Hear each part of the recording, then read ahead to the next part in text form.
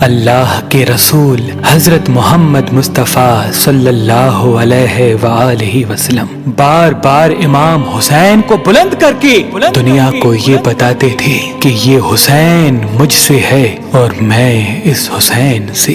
اے لوگو، اگر اس حسین پہ کوئی مشکل وقت آ جائے اور یہ تم سے مدد طلب کرے تو اس کا ساتھ دینا، کیونکہ یہ جنت کے جوانوں کا سردار ہے، میرا خون ہے، میری اولاد ہے۔ لیکن افسوس، ابھی رسول اللہ کی رحلت کو تھوڑا وقت ہی گزرا تھا کہ کربلا کے میدان میں ایک طرف 9 لاکھ کا مجمع تھا تو دوسری طرف وہ حسین جس کو اللہ کے رسول اپنے کندھوں پہ سوار کرتے تھے۔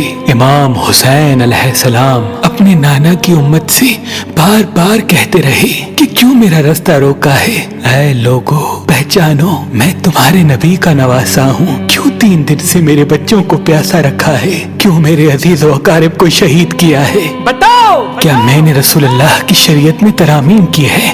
کسی انسان کا حق کھایا ہے؟ کسی انسان پہ ظلم کیا ہے؟ اتنے میں فوج یزید ایک آواز میں کہنے لگی، اے حسین، ہم سب تجھے تیرے بابا علی کے بغض میں قتل کر رہے ہیں تاکہ یزید ہماری جھولیاں دولت سے بھر دے۔ امام حسین نے فرمایا، اے لوگو، آج جس اسلام کا علم تمہارے ہاتھوں میں بلند ہے، یہ علم میرے بابا علی نے بلند کیا، مت بھولنا۔ خیبر و خندق میں اگر علی نہ ہوتے تو اسلام کی فتح ناممکن تھی۔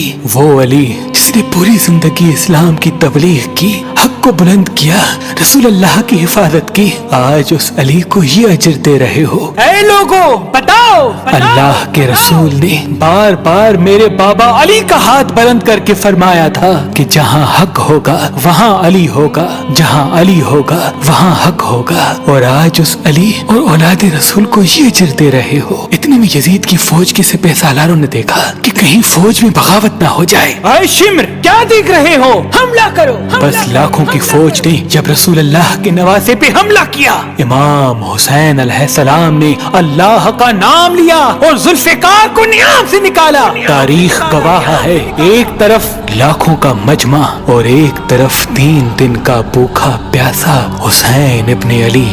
زمین پہ اس طرح کی جنگ پہلے کبھی نہیں دیکھی تھی کہ ایک تنہا انسان لاکھوں کے مجمع کو اس طرح سے فنار کر رہا ہے کہ فوجی اشکیا واپس پلٹ کے بھاگنے لگی۔ امام حسین فوج یزید سے مخاطب ہو کے فرماتے ہیں، آؤ، 3 دن کے بھوکے کی جنگ دیکھو، 3 دن کے پیاسے کی جنگ دیکھو، رسول کے اس نواسے کی جنگ دیکھو، اس کی جنگ دیکھو جس کا جوان بھائی مارا گیا، جس کے جوان بیٹے کو نظروں کے سامنے قتل کیا گیا، جس نے اپنے ہی ہاتھوں سے اپنے بچے کی قبر بنائی۔ امام حسین شیر کی طرح فوج یزید سے لڑ رہے ہیں۔ اتنے میں آواز غائب آتی ہے، حسین، تیرا اللہ تجھ سے راضی ہوا۔ بس اس صدا کا سننا تھا۔ امام حسین علیہ السلام نے اپنی ذوالفقار کو تھام لیا۔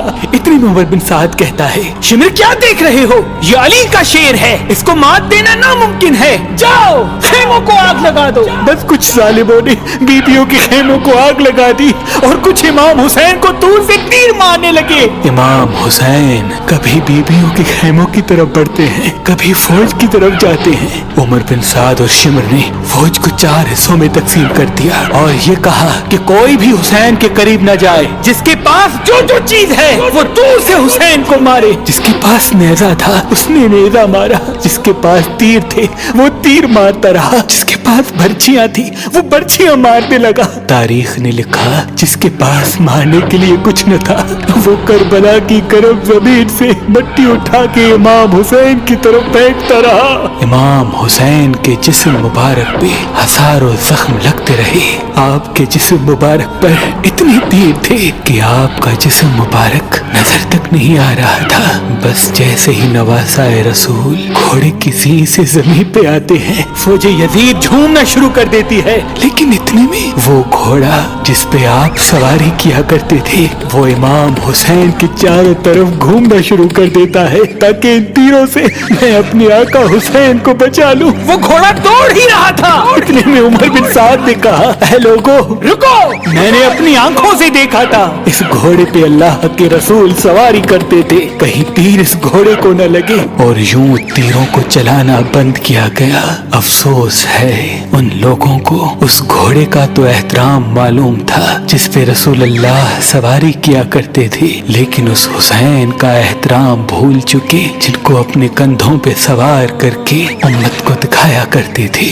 बस इमाम हुसैन अलैहिस्सलाम ज़मीन करबला पे अपना सर रख के अल्लाह का शुक्र कर रहे हैं और वहाँ फौज यजीद के मुख्तलिफ सिपाही इमाम हुसैन का सर काटने के लिए करीब आते हैं। जो भी करीब आके इमाम हुसैन के सर को देखे तो उसे इमाम हुसैन के चेहरे में रसूल अल्लाह का चेहरा नजर आए और वो चीख के दूर चला जाए। इतने में शिमर कहने लगा, ये काम मुझसे ही होना है। जैसे ही शिमर ने खंजर इमाम हुसैन के गले पे रखा तो वो देखे इमाम हुसैन के लब हिल रहे हैं। उसने सोचा हमने हुसैन का पूरा खानदान कत्ल कर दिया, 3 दिन तक हुसैन के बच्चों को प्यासा रखा, शायद हुसैन हमें बद्दुआ दे रहे होंगे। सुनने के लिए कान करीब करे तो क्या सुने, इमाम हुसैन अलैहिस्सलाम अल्लाह की दरबार में अल्लाह की नेमतों का शुक्र कर रहे हैं कि ऐ अल्लाह तेरा शुक्र है कि इस अजीम इम्तिहान के लिए तूने इस हुसैन को चुना।